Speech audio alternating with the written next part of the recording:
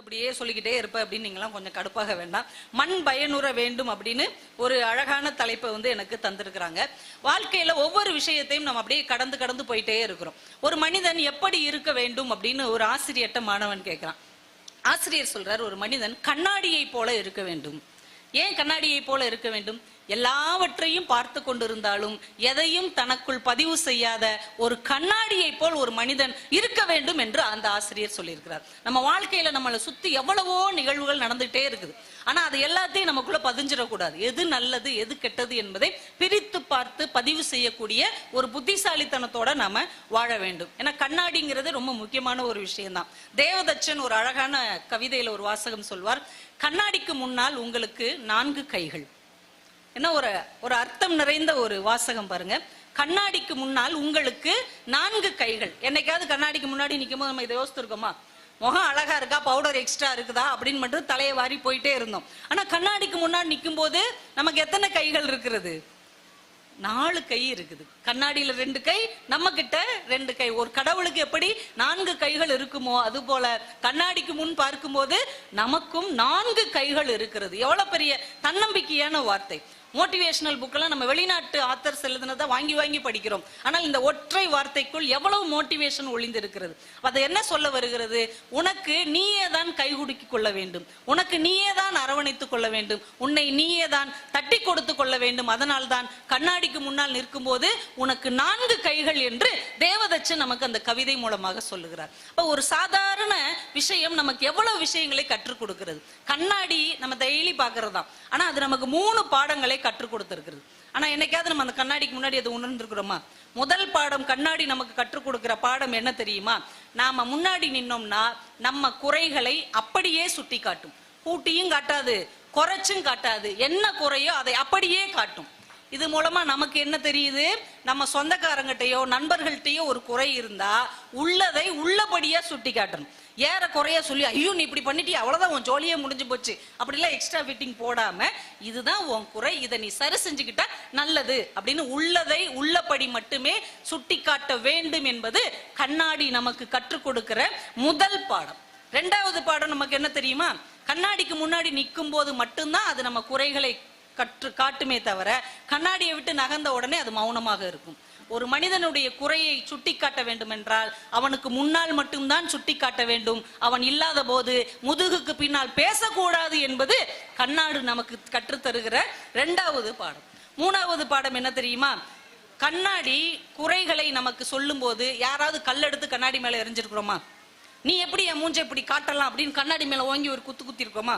கோவப்பட்டிருக்கோமா? எரிச்சல் பட்டிருக்கோமா? அது மாதிரி தான் யாராவது நம்முடைய குறைகளை சொன்னால் இவன் தாண்டா சினிமாவில் வர்ற நம்பியார் மாதிரி முறைக்க கூடாது, எம்மன் ராஜத்தை பார்த்த மாதிரி பார்க்க கூடாது.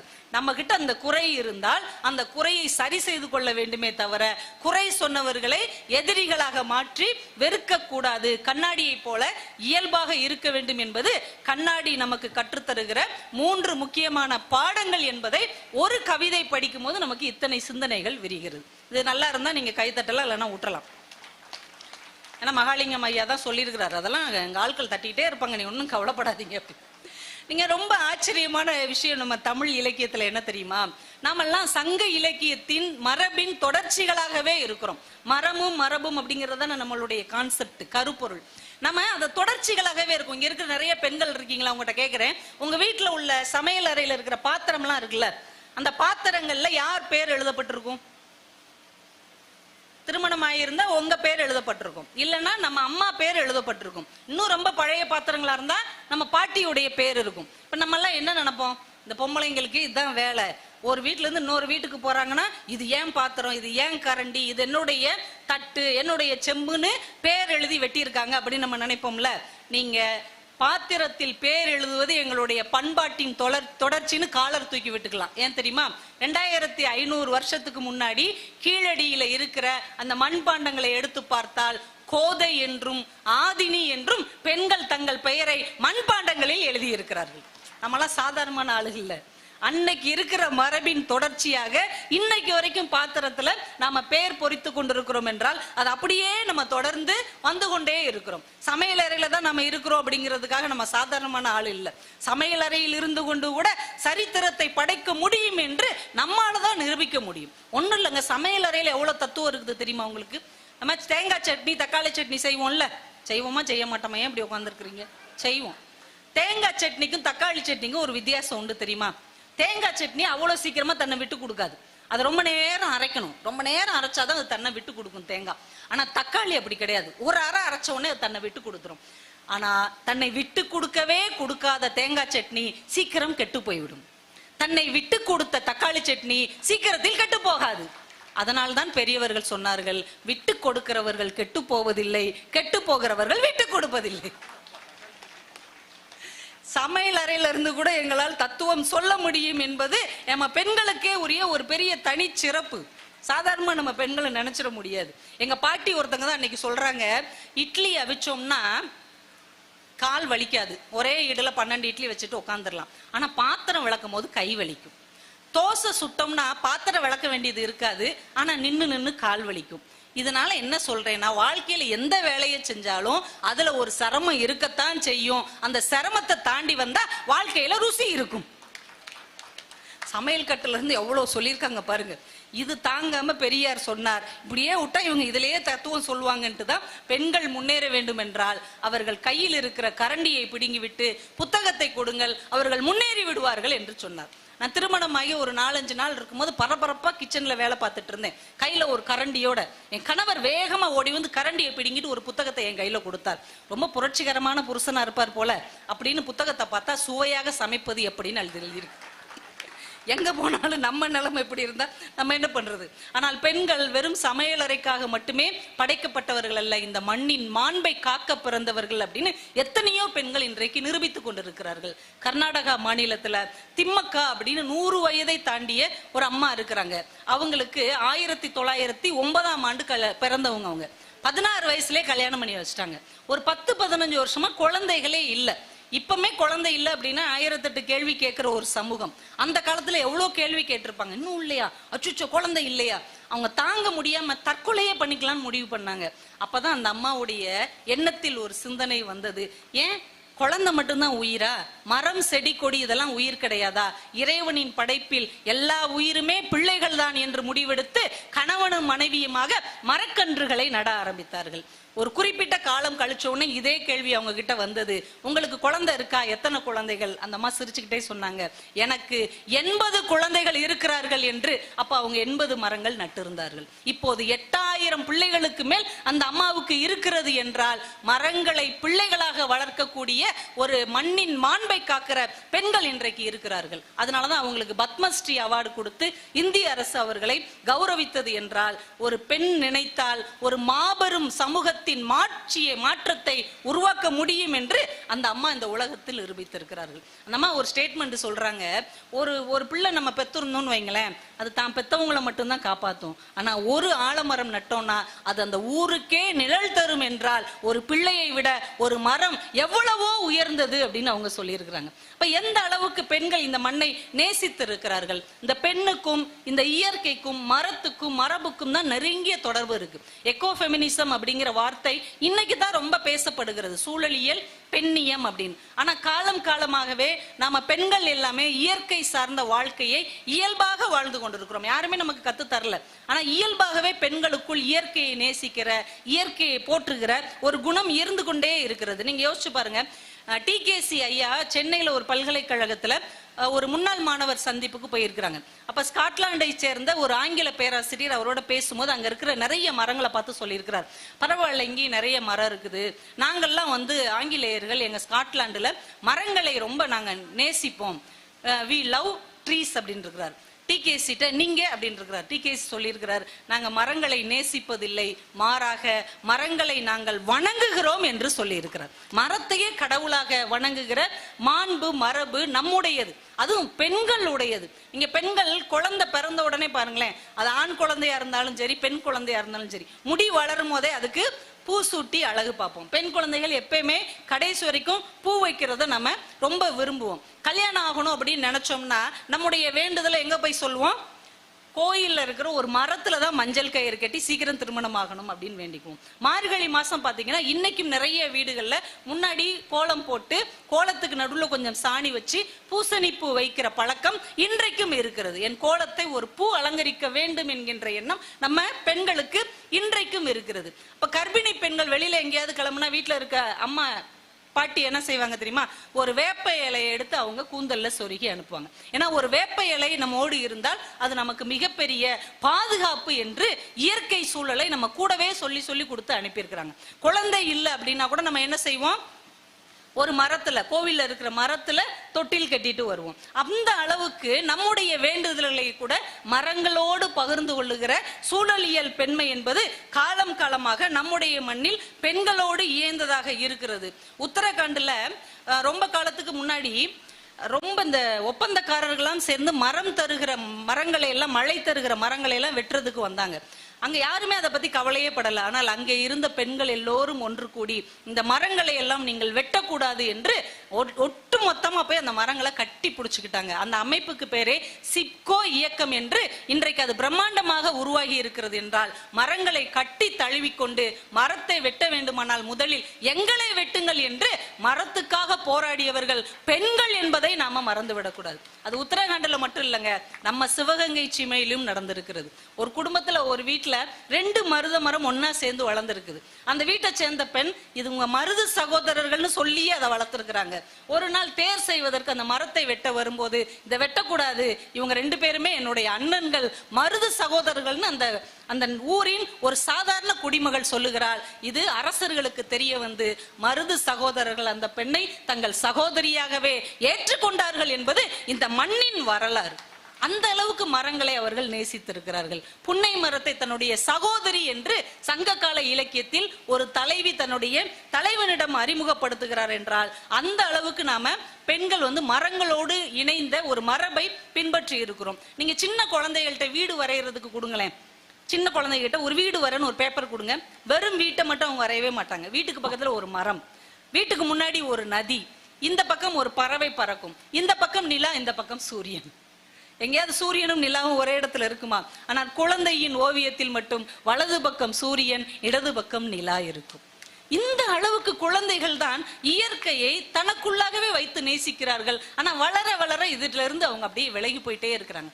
அந்த மாண்பை காக்க வேண்டிய பொறுப்பு நம்ம ஒவ்வொருத்தட்டே இருக்கு. நம்ம சினிமால, தமிழ் சினிமால ஒரு காட்சியை ரொம்ப கேலி பண்ணுவோம். ஒரு நாட்டாம தீர்ப்பு சொல்ல வந்தாருன்னா என்ன காட்சி வரும்? ஒரு ஆலமரம், அவர் பெரிய மீசையோட உட்காந்துருப்பாரு, கையில ஒரு செம்பு இருக்கும். இவங்க தீர்ப்பு சொல்ல வந்தாலே செம்பு ஆலமரமும் இல்லாம வரவே மாட்டாங்க அப்படின்னு நம்ம கேலி பண்ணுவோம். ஆனா அந்த கேலி கிண்டலுக்கு பின்னால் ஒரு மிகப்பெரிய நியாயத்தின் உண்மை இருக்கிறது.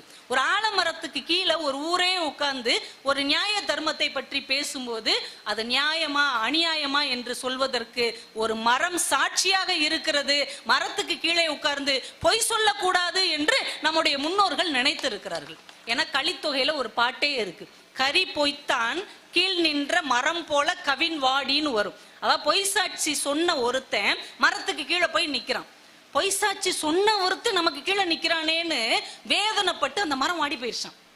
அப்படி ஒரு மரம் கலித்தொகையில் காட்டப்படுகிறது. நம்ம இன்னைக்கு உணர்ச்சி இல்லாத மனிதன் என்ன சொல்றோம்? ஏன்டா அப்படி மரம் மாதிரி நிக்கிறோங்கிறோம்.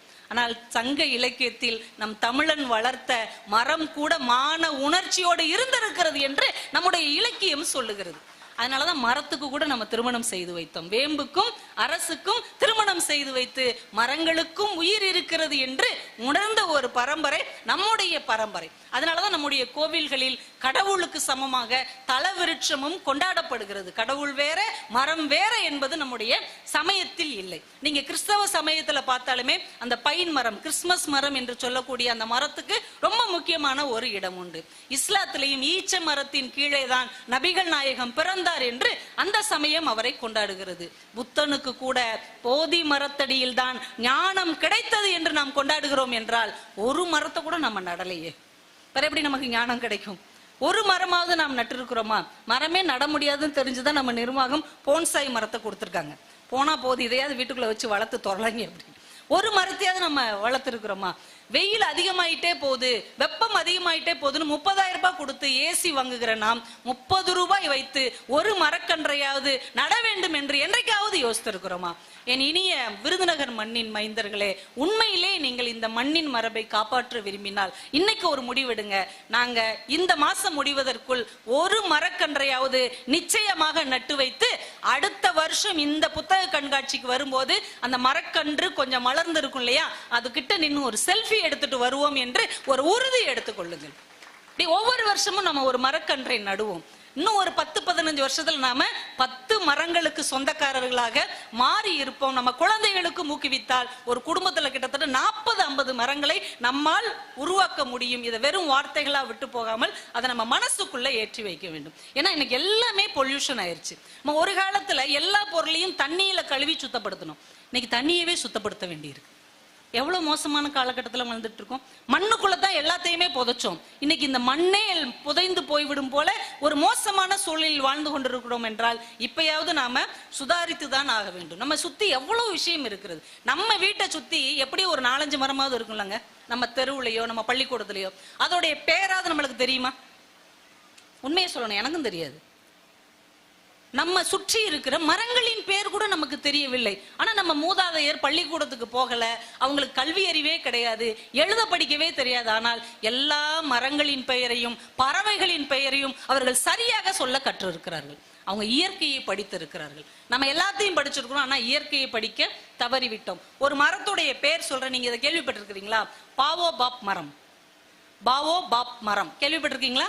இது ஆப்பிரிக்கால இருக்கிற ஒரு அதிசய மரம். இந்த மரத்துக்கு ட்ரீ ஆஃப் லைஃப் அப்படின்னு பேரு. ஒரு மரம் அப்படி யானையோடைய கால் மாதிரி இருக்கும் பெருசா. அந்த மரம் 1,00,000 தண்ணீரை சேகரிக்கும், சேமிச்சு வச்சுக்கணும். 1,00,000 லிட்டர் தண்ணீரை சேகரிச்சு வைக்கும். யானைக்கு தண்ணி தவிச்சுச்சுன்னா அந்த அந்த மரத்துடைய வேருக்கு கீழே அப்படி தப்பு டப்புன்னு தட்டுமா, அங்க இருந்து தண்ணி எடுத்து குடிக்குமா. ஆப்பிரிக்கால மட்டுமே இருக்கக்கூடிய இந்த மரம், அது நம்ம விருதுநகர் மாவட்டத்துல இருக்குது. யாருக்கா தெரியுமா? அதுவும் எங்க ஊரான ராஜபாளையத்துல இருக்குது. யாருக்கா தெரியுமா? ஆப்பிரிக்கால இருக்கிற ஒரு மரம், ஒரு அதிசய மரம். 700 வருஷத்துக்கு முன்னாடி அந்த மரம் நட்டப்பட்டிருக்கிறது. 700 வருஷமா அந்த மரம் எங்க ஊர்ல இருக்குது. நீங்க பார்க்கணும்னு விரும்புனீங்கன்னா ராஜபாளையத்துல அந்த ஐயனார் கோயிலுக்கு போற வழியில சின்மயா வித்யாலயான்னு ஒரு பள்ளிக்கூடம் இருக்கிறது. அந்த பள்ளிக்கூடத்தின் மைதானத்தில் அந்த பாவோபாப் மரம் 700 வருடங்களாக இன்றைக்கும் ஆரோக்கியமாக இருக்கிறது.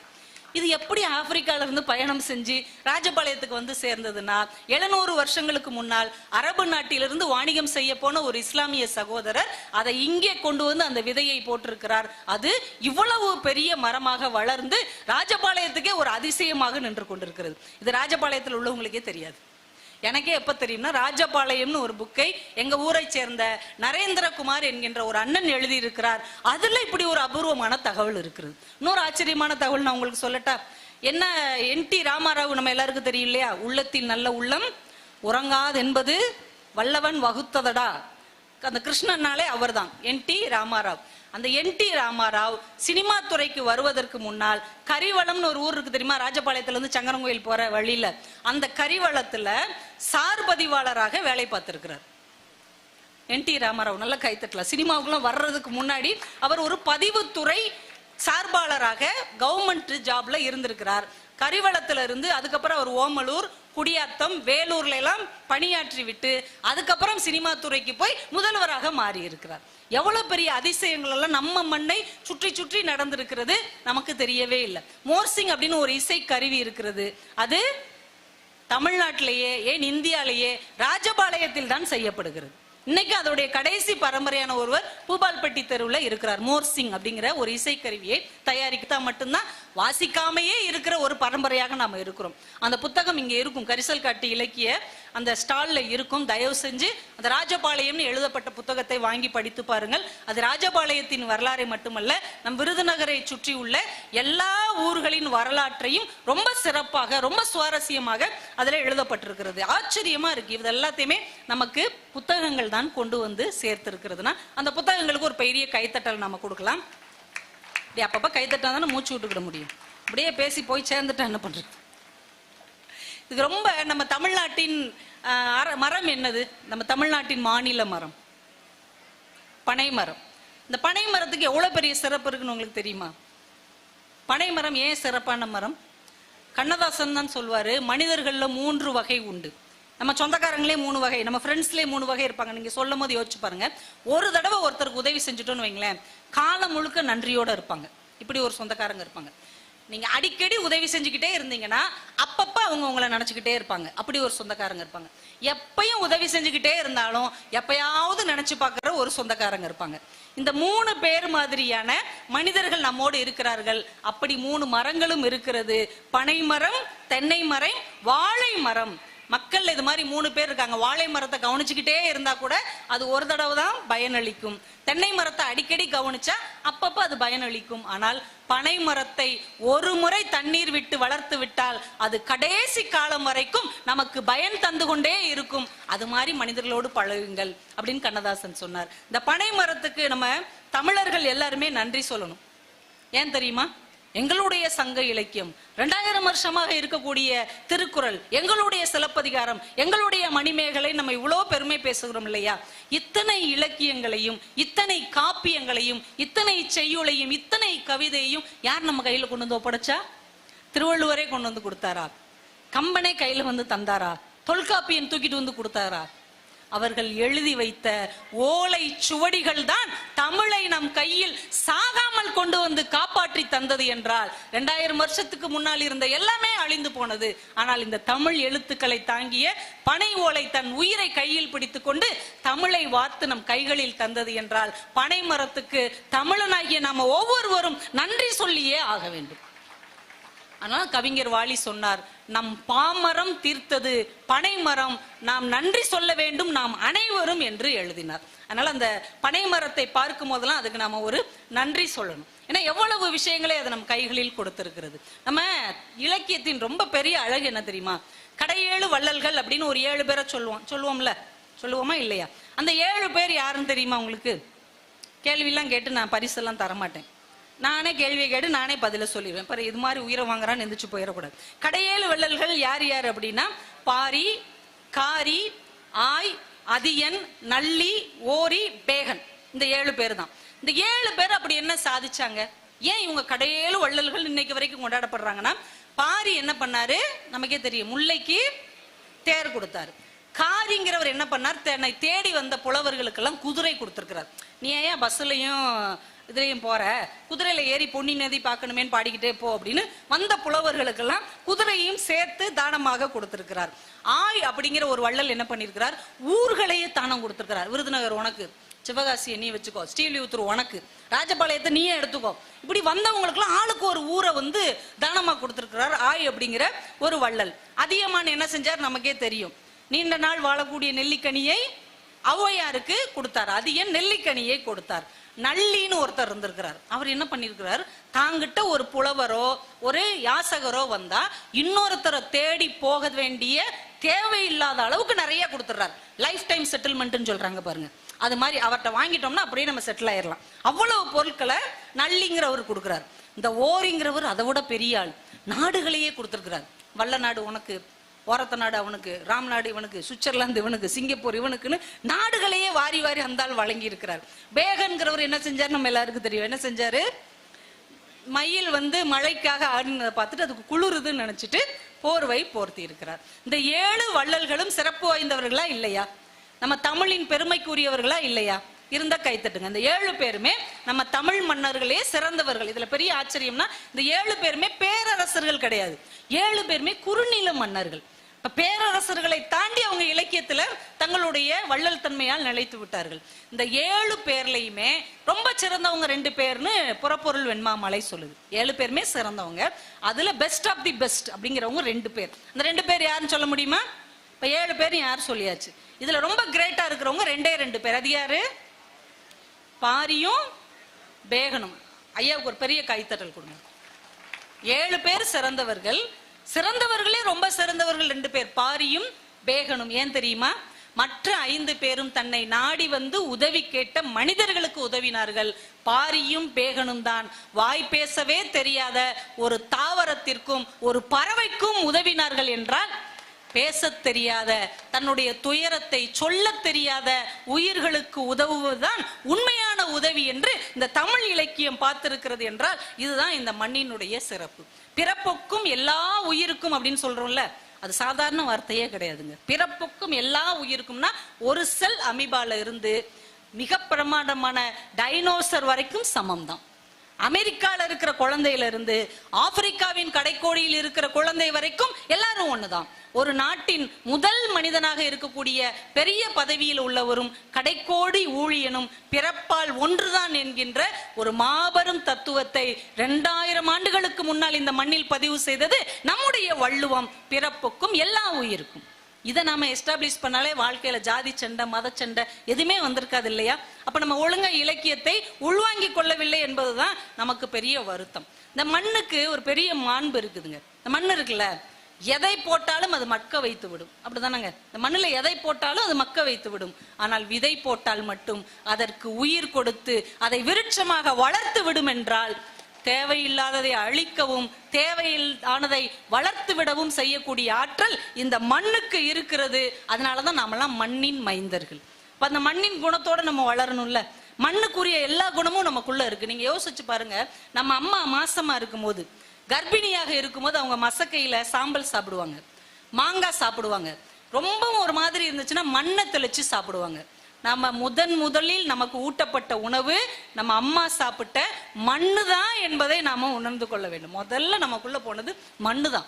அதனாலதான் நம்ம குழந்தைய தவழும் போது காம்ப்ளான் சாப்பிட்றதுக்கு முன்னாடி, பூஸ்ட் சாப்பிட்றதுக்கு முன்னாடி இந்த மண்ணை அள்ளி நாம தின்றுருக்கோம். ஏன்னா இது நம்ம கருவறையில் இருக்கும் போதே சாப்பிட்ட டேஸ்ட். நம்ம குழந்தைய பிறந்த வீட்டுல இருந்து புகுந்த வீட்டுல கொண்டு வந்து தொட்டில் கட்டும் போது அங்க இருந்து கொஞ்சம் மண்ணை எடுத்துட்டு வந்து அந்த தொட்டிலோட கட்டி வச்சிருப்பாங்க. ஏன்னா அந்த மண்ணின் வாசனை இந்த குழந்தைக்கு தேவைப்படும் என்பது நம்ம அம்மாவுக்கு தெரியும். நம்ம தவழ்ற வயசுல மண் அள்ளி சாப்பிடுவோம். சைக்கிள் பழகுற வயசுல கீழே டொம்முன்னு விழுந்து இந்த இடத்துல சராய்க்கும். உடனே நம்ம டாக்டரையோ நர்ஸையோ தேட மாட்டோம். கப்புனு இவ்வளவு மண்ணை அள்ளி அந்த காயத்துல ஒட்டிட்டு எங்கள் காயத்தை இந்த மண் ஆற்றும் என்கின்ற உண்மையை அந்த சிறு வயதிலேயே நாம உணர்ந்திருந்தோம். அப்படியே வளர்ந்து வர்ற காலத்துல நமக்கு ஏதாவது ஒரு திறமை இருந்து பக்கத்து வீட்டுக்காரங்க பொறாமப்பட்டாங்கன்னு அம்மா என்ன செய்வாங்க, அவங்க காலடி மண் எடுத்து நமக்கு திருஷ்டி சுத்தி போடுவாங்க. அதையும் தாண்டி நமக்கு காய்ச்சல் வந்துருச்சு, உடம்புக்கு முடியலன்னா கோயில்ல போய் வேண்டிக்கிட்டு மண் சோறு சாப்பிடுவாங்க. யாராவது நம்ம குடும்பத்தை சொத்து பிரச்சனையில ஏமாத்திட்டாங்கன்னா அதே மண்ணவாறு தூத்தி சாபம் போடுவாங்க. நம்ம வேற ஊருக்கு பஞ்சத்தின் காரணமா போக வேண்டி இருந்தா பிடி மண் எடுத்து வந்து நம்முடைய குலதெய்வத்தை போகிற எல்லா ஊரிலும் நிர்மாணம் செய்யக்கூடிய ஆற்றல் அந்த மண்ணுக்கு இருக்கிறது. கடைசி காலத்துல சாக கிடக்கும் போது அந்த மனுஷன், அந்த தாத்தா, அந்த கிழமை உசுருக்கு போராடிக்கிட்டு இருப்பான். அந்த ஜீவன் பூமிக்கும் வானுக்குமாக இழுத்து கொண்டே இருக்கும். கூட இருக்கிறவங்க சொல்லுவாங்க, எல்லா பேரம்பேத்தியும் வந்து பால் ஊத்துங்கடா ஊத்துங்கடான்னு ஊத்த ஊத்த அவர் அப்படியே தான் கிடப்பாரு. அவருக்கு திருநெல்வேலி அல்வானா ரொம்ப பிடிக்கும், வாங்கிட்டு வந்து கரைச்சு ஊத்துங்க, அதையும் ஊத்துவாங்க, அப்பயும் அப்படியே தான் கிடப்பாரு. தங்கத்து மேல அந்த மனுஷனுக்கு ஆசையா, தங்கத்தை உரசி ஊத்துங்க, அதையும் ஊத்துவாங்க, அப்பயும் அவர் இழுத்துட்டே தான் இருப்பாரு. துட்டுனா ரொம்ப பேராசை பிடிச்சவையா, துட்டை கரைச்சி ஊத்துங்க, அதையும் உரசி ஊத்துவாங்க, அப்பயும் அந்த கழடு போய் சேராது. கடைசியா ஒருத்தங்க சொல்லுவாங்க, அவன் கடைசியில் சொந்த மண்ணில் தான் சாக வேண்டும் என்று ஆசைப்பட்டான், அந்த சொந்த மண்ணை எடுத்துட்டு வந்து கரைச்சி ஊத்துங்க ஏன்னு சொல்லுவாங்க. சொந்த மண் உள்ளே போனவுடன் அந்த கருவறையில் வாங்கிய மண்ணின் வாசனையை உணர்ந்து அந்த ஜீவன் விண்ணுக்கு போகும் என்றால் பிறப்பிலிருந்து இறப்பு வரை இந்த மண் நம்ம கூடவே வருகிறது. அதனாலதான் நம்ம மண்ணின் மைந்தர்கள், மண்ணுக்கு ஏத்த பொண்ணு என்று இந்த மண்ணை வைத்துதான் நம்ம அடையாளம் காணப்படுகிறோம் என்றால் அந்த மண்ணின் குணம் நமக்கு இருக்கணும் இல்லையா? இந்த மண்ணின் குணம் என்னதுங்க? ஒரு ஆசிரியை பாடம் நடத்திட்டு இருக்கிறாங்க, அன்புடைமை நடத்திட்டு இருக்கிறாங்க. இந்த மாணவிகள்கிட்ட எல்லாம் சொல்றாங்க, அன்பை பரிமாறிக்கொள்ளுகிறார் இல்ல அன்பை அடையாளம் காணக்கூடிய ஏதாவது ஒண்ணு நாளைக்கு நீங்க ஒவ்வொருத்தரும் கொண்டு வரணும் அப்படின்னு. ஒரு மாணவி என்ன பண்றாங்க, ஒரு அழகான ரோஜா பூ கொண்டு வர்றாங்க. இன்னொரு மாணவி ஒரு வண்ணத்து பூச்சியை கொண்டு வராங்க. டீச்சர் இது எனக்கு ரொம்ப பிடிச்சிருந்தது, இதை உங்களுக்கு பரிசா கொடுக்கணும்னு கொண்டு வந்தேன். இன்னொரு பொண்ணு சொன்னா, டீச்சர் எங்க விட்டுட்டு ஒரு மொட்டை பனைமரம் இருக்கு, அதுல கண்ணு முழிக்காத ஒரு கிளிக்குஞ்சு இருக்கு, அதை உங்களுக்காக கொண்டு வந்தேன், அது கண்ணு முழிச்ச உடனே நீங்க பேச்சு கட்டு கொடுத்தீங்கன்னா உங்க பேரையே அது சொல்ல பழகிரும், அந்த கிளிக்குஞ்சை பரிசா கொடுக்குது. 4வது மாணவி வெறும் கையோடு வந்தால், ஆசிரியை கேட்டால் அன்பை பரிமாறுகிற எதுவுமே உனக்கு கிடைக்கவில்லையா? அந்த மாணவி சொன்னால், டீச்சர் நானும் பூவை பார்த்தேன், ஆனா என் கையில் பறித்து வைத்திருப்பதை விட அது செடியில் இருக்கும்போதுதான் சிரித்து கொண்டே இருக்கிறது, அதனால் நான் அதை எடுக்கவில்லை. நானும் அந்த வண்ணத்து பூச்சியை பார்த்தேன் டீச்சர். அந்த வண்ணத்து பூச்சியை கைகளில் பிடித்தோம் என்றால் அது தான் உயிரை விட்டுரும். அது உயிரோடு சுதந்திரமாக இருப்பதுதான் நல்லதுன்னு அதையும் விட்டுட்டேன். அந்த கிளிக்குஞ்சை நானும் பார்த்தேன், ஆனால் அதை எடுத்து வந்து விட்டால் தாய்ப்பறவை அழுகுமே என்றுதான் அந்த கிளிக்குஞ்சையும் நான் எடுக்காமல் வந்து விட்டேன் என்று அந்த மாணவி சொன்னாள். ஆசிரியை அவளை கட்டி அணைத்து கொண்டு சொன்னாள், அன்பு என்பது இதுதான். இன்னொரு உயிரை காயப்படுத்தாமல் அதன் இஷ்டத்துக்கு வாழ விடுவதுதான் உண்மையான அன்பு என்று அந்த ஆசிரியை சொன்னார். பிற உயிர்களை தன் உயிராக நேசிப்பதுதான் உண்மையான அன்பு. அதைத்தான் இந்த மண் நமக்கு கற்றுக் கொடுத்திருக்கிறது. ரொம்ப மகிழ்ச்சியான விஷயம் என்ன என்றால், நம்முடைய மண்ணை சேர்ந்த மாவட்ட ஆட்சியர் அவர்கள் தூரத்தில் அமர்ந்து ஒரு சாட்சியாக இந்த பேச்சை கேட்டுக்கொண்டிருக்கிறார். அவருக்கு நம்முடைய மனமார்ந்த வணக்கங்களையும் வாழ்த்துக்களையும் நன்றிகளையும் மிகப்பெரிய கைதட்டலாக தெரிவித்துக் கொள்வோம். எவ்வளவு விஷயங்களை நம்ம வீணடிச்சுக்கிட்டு இருக்கிறோம். பிரேசில்ல ஒரு மிகப்பெரிய கோடீஸ்வரர் ஒரு விளம்பரம் கொடுக்கிறார். 10 லட்சம் அமெரிக்க டாலர் பெருமானம் உள்ள அவருடைய சொகுசு காரை குழி தோண்டி புதைக்க போறேன் அப்படின்னு விளம்பரம் கொடுக்கிறார். மக்கள்லாம் அதிர்ச்சியாகி அந்த இடத்துக்கு வந்து கூடுறாங்க. எதுக்குங்க இவ்வளவு விலை உயர்ந்த ஒரு நல்ல காரை ஏன் குழி தோண்டி மண்ணுல புதைக்கிறீங்க? நான் இறந்த பிறகு இது எனக்கு உதவியா வரும், என்னை இதே இடத்துலதான் புதைக்க சொல்ல போறேன்.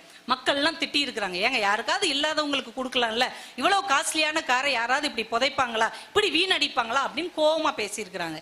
இப்ப அந்த கோடீஸ்வரர் பதில் சொல்லி இருக்கிறார், ஒரு 10 லட்சம் ரூபாய் பெருமானம் உள்ள ஒரு காரை புதைத்ததற்கே உங்களுக்கு இவ்வளவு கோபம் வருது, விலை மதிப்பே இல்லாத மனித உடலில் இருக்கிற கண், கிட்னி, நுரையீரல், மூளை மாதிரி 10 உயிர்களுக்கு பயன்படக்கூடிய உடலை நீங்கள் இந்த மண்ணில் புதைக்கிறீர்களே, அது எந்த விதத்தில் நியாயம் என்று அந்த கோடீஸ்வரர் கேட்டார்.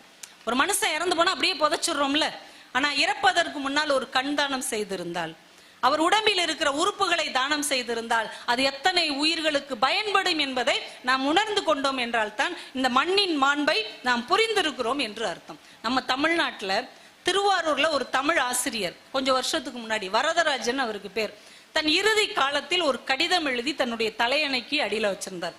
அவர் இறந்து போனதுக்கு அப்புறம் அந்த கவர் எடுத்து பிரிச்சு பார்க்கறாங்க. அதுல ஒரு கடிதம் எழுதியிருக்கிறார். நான் 36 ஆண்டுகளாக தமிழாசிரியராக பணியாற்றினேன். வாழும் காலத்தில் நல்ல நெறிகளையும் பண்புகளையும் என் மாணவர்களுக்கு நான் கற்றுக் கொடுத்தேன். இறந்த பிறகும் இந்த உடல் இந்த மக்களுக்கு பயன்பட வேண்டும் என்று ஆசைப்படுகிறேன். என் உடலை தயவு செய்து எரிக்கவோ புதைக்கவோ செய்யாதீர்கள். தஞ்சாவூர் மருத்துவக் கல்லூரிக்கு என் உடலை தானம் செய்து விடுங்கள் என்று அவர் எழுதியிருந்தார். கீழே பின்குறிப்புன்னு ஒண்ணு எழுதியிருந்தார். என் உடலை நான் தானம் செய்து விடுவதால் யாருக்கும் பாதிப்பு இல்லை, ஆனால் நம் சுடுகாட்டில் இருக்கிற வெட்டியானுக்கு ஒருவேளை பாதிப்பு ஏற்படலாம். அதனால் இந்த கவரோடு நான் நினைத்திருக்கிற 2000 ரூபாய் பணத்தை அந்த எளிய மனிதரிடம் கொடுத்து விடுங்கள் என்று அவர் எழுதியிருந்தார். என்னங்க மனுஷன், சாகும்போது கூட இன்னொரு உயிருக்கு நன்மை செய்ய வேண்டும் என்று நினைக்கிற மனிதர்கள் தான் உண்மையான மண்ணின் மைந்தர்களாக இருக்க முடியும். ஒரு ஜென்ல ஒரு அழகான ஒரு கேள்வி உண்டு. ஒரு கோப்பை தேநீர், ஒரு கப் டீ, ஒரு கோப்பை தேநீர் எப்போது கடலை விட பெரியதாக இருக்கும்? ஒரு கோப்பை தேநீர் எப்போது கடலை விட பெரியதாக இருக்கும்? சீடன் ஒருத்தன் பதில் சொல்றான், அந்த தேநீரை கொண்டு போய் கடல்ல கொட்டிட்டோம்னா அது கடலோட பெருசாயிரும், இல்ல கடல் தண்ணியை கொண்டு வந்து இந்த கோப்பையில கொட்டிட்டோம்னா அது கடலோட பெருசாயிரும். அந்த குரு சிரித்து கொண்டே சொன்னார், ஒரு கோப்பை தேநீர் எப்போது தெரியுமா கடலை விட பெரிதாக இருக்கும்? முன்ன பின்ன தெரியாத ஒரு அந்நிய மனிதருக்கு மிகுந்த கருணையோடும் தூய்மையான உள்ளத்தோடும் அந்த அந்நிய மனிதருக்கு பாசத்தோடு கொடுக்கப்படுகிற ஒரு கோப்பை தேநீர் கடலை விட பெரியதாக மாறும் என்று சொன்னார். சக மனிதர்களுக்கு, யாருனே தெரியாத ஒரு மனிதருக்கு ஒரு சின்ன உதவி செய்து பாருங்கள், அதுதான் மிகப்பெரிய ஆச்சரியமாக மாறும். இன்னைக்கு ஒரு ஸ்டேட்டஸ்ல என் ஃப்ரெண்டு ஒரு கவிதை வச்சிருந்தா, முத்துவேல் அப்படின்னு ஒருத்தர் எழுதின ஒரு சின்ன கவிதை. அரளி செடி மீதும் பெய்து விட்டுத்தான் போகிறது மழை, அரளி செடி மீதும் பெய்து விட்டுத்தான் போகிறது மழை. நாம ஏற்றத்தாழ்வு பார்த்து தானே எந்த உதவியும் செய்யறோம். இவனுக்கு இதை செஞ்சா அவன் நமக்கு பதிலுக்கு ஏதாவது செய்வானா, இதை செய்யறதுக்கு இவன் தகுதி உடையவனான்னு பார்த்து தானே ஒருத்தங்களுக்கு உதவி செய்யறோம். ஆனால் இயற்கை அப்படி இருக்கிறதா? மழை எல்லாருக்கும் தான் பெய்கிறது, வெயில் எல்லாருக்குமானதாகத்தான் இருக்கிறது, இயற்கை எல்லாருக்கும் பொதுவாக இருக்கிறது. ஆனால் இயற்கையின் மைந்தர்களாக இருக்கிற நாம் மட்டும் ஏன் இப்படி ஆளுக்கு ஆளு மாறுபட்டு போகிறோம்? இந்த இயற்கை எவ்வளவு கேள்விகளை நம்ம மேல அள்ளி தெளிக்கிறது. சில நேரங்களில் பெருசா இருக்கிறத விட சின்னதா இருக்கிறதே வாழ்க்கையில நிம்மதி. யானையை ஈஸியா கட்டி பிடிச்சி கொண்டு வந்து அதை அடக்கி பிச்சை எடுக்க விட்டுறாங்க. யானை பெருசு தானே, ஆனா அதை ஈஸியா அடக்கிடுறாங்க. ஒரு எறும்பை யாராவது அடக்க முடியுமா? அடக்கவே முடியாது. சில நேரங்களில் மிகப்பெரிய ஒன்றாக இருப்பதை விட எளிய ஒன்றாக இருப்பதுதான் சுதந்திரம், நிம்மதி என்பதை நம்ம புரிஞ்சிட்டோம்னா சந்தோஷம். சிறியதாக இருப்பதே பலம். எளிய மனிதர்களோடு வாழ்வதுதான் சிறப்பு. எல்லா மனிதர்களையும் சமமாக கருதுவதுதான் மனித நேயம். ஒரு இறைச்சி பதனிடுகிற தொழிற்சாலையில ஸ்டீஃபன் ஒருத்தர் வேலை பார்த்தார். அவர் ஒரு மிடில் கிளாஸ் ஒரு அதிகாரி. பெரிய அதிகாரியும் கிடையாது, சின்ன அதிகாரியும் கிடையாது, ஒரு நடுத்தர அதிகாரி. ஒரு நூற்றுக்கணக்கான மனிதர்கள் வேலை பார்க்கிற அந்த தொழிற்சாலையில வாட்ச்மேன் ஒருத்தர் நிற்பார். காலையில இருந்து நைட் வரைக்கும் அவர் தான் இருப்பார். காலையில இந்த ஸ்டீஃபன் வரும்போது இவர் எல்லாருக்கும் சல்யூட் அடிப்பார். எளிய ஒரு வாசல்ல நிக்கிற வாட்ச்மேனுக்கு வேலை அதுதானே. யார் வந்தாலும் அவர் சல்யூட் அடிப்பார். யாருமே பதில் சல்யூட் அடிக்க மாட்டாங்க. அவங்களே லேட் ஆயிடுச்சுன்னு அறக்க பறக்க ஆபீஸ்க்குள்ள போவாங்க. இன்னொன்னு வாட்ச்மேன்லாம் நமக்கு ஒரு ஆளா, நம்ம எவ்வளவு பெரிய போஸ்டிங்ல இருக்கிறோம், இவருக்கே நம்ம பதில் வணக்கம் சொல்லணும் அப்படின்னு யாருமே அப்படி ஒரு மனசு அந்த இடத்துல இருக்கிறதாவே நினைக்க மாட்டாங்க. ஏதோ ஒரு செட் ப்ராப்பர்ட்டி மாதிரி அவரை கடந்து போயிட்டே இருப்பாங்க. ஆனா ஸ்டீஃபன்ங்கிற அந்த அதிகாரி மட்டும் அவரை கடந்து போகும்போது குட் மார்னிங் சார் அப்படின்ட்டு போவார். சாயந்தரமும் அவர் எல்லாருக்கும் குட் ஈவினிங் சொல்வார். யாருமே சொல்ல மாட்டாங்க. இந்த ஸ்டீஃபன் மட்டும் வந்து நின்று குட் ஈவினிங் அப்படின்னு சொல்லிட்டு போவார். அதனால இந்த வாட்ச்மேனுக்கு அவர் ரொம்ப பிடிக்கும். இப்படியே காலங்கள் ஓடிக்கொண்டே இருக்கிறது.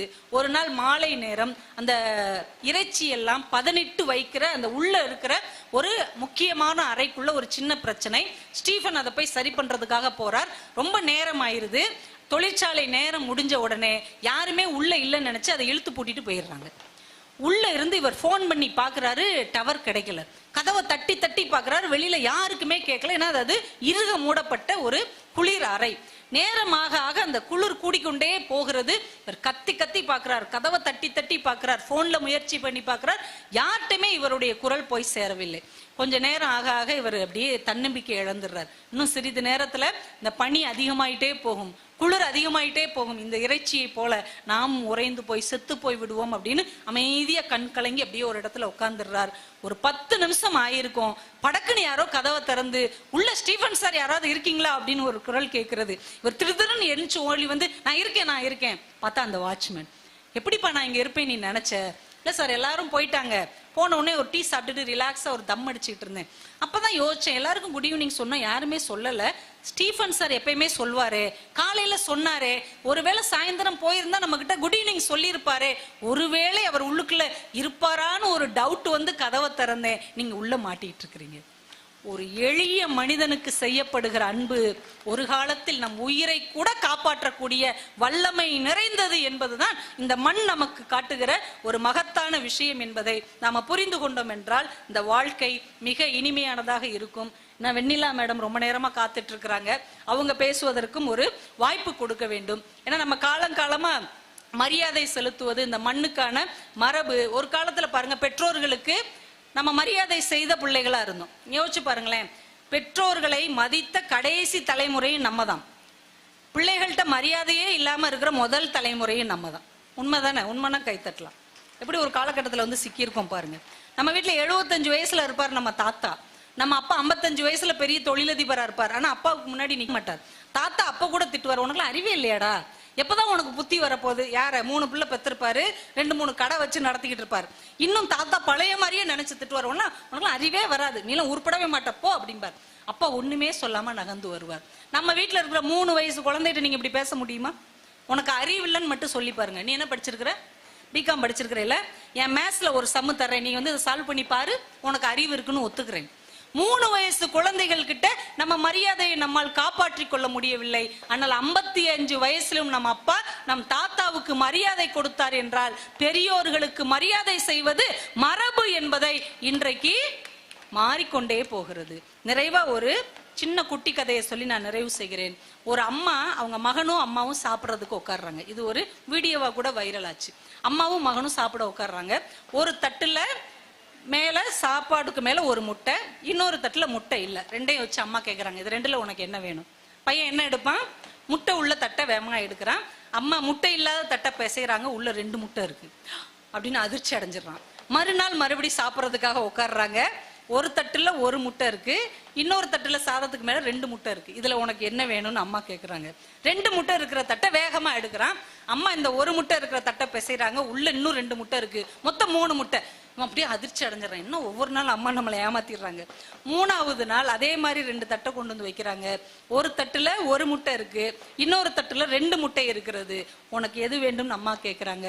மகன் ஒரு கணம் சிந்தித்து விட்டு சொல்கிறான், அம்மா உனக்கே தெரியும் எனக்கு எது தேவை எது தேவையில்லை என்பது உனக்கு தெரியும். வீட்டுல நீ தான் அதிகமா வேலை செய்யற, நம்ம வீட்டின் முக்கியமான கதாபாத்திரம் நீ தான். நீ எதை எனக்கு தேர்வு செய்து கொடுத்தாலும் நான் அதை அப்படியே ஏற்றுக்கொள்கிறேன் அம்மா. நீ எனக்கு எது கொடுத்தாலும் ஓகே. அம்மா சிரிச்சுக்கிட்டே 1 முட்டை இருக்கிற தட்டை அவனுக்கு கொடுக்குறாங்க. அவனும் சந்தோஷமா வாங்கி பிசைஞ்சு பார்க்கறான். உள்ள 2 முட்டையும் அவனுக்கு பிடிச்ச ஒரு சிக்கன் ஃபேஸும் இருக்கிறது. அம்மா சிரித்து கொண்டே சொல்கிறார்கள், என்றைக்கு மற்றவர்களின் மகிழ்ச்சி மற்றவர்களின் தேவை முக்கியம் என்று நீ நினைக்கிறாயோ அந்த கணத்திலிருந்து இயற்கை அல்லது இறைவன் உனக்கு 2 மடங்காக அதை திருப்பி தரும். இதுதான் இயற்கை நமக்கு மாற்று என்று அந்த அம்மா சொன்னார்கள். என் இனிய விருதுநகர் மண்ணின் மைந்தர்களே, இன்றைக்கு ஒரு சங்கல்பம் எடுத்துக்கொள்ளுங்கள்.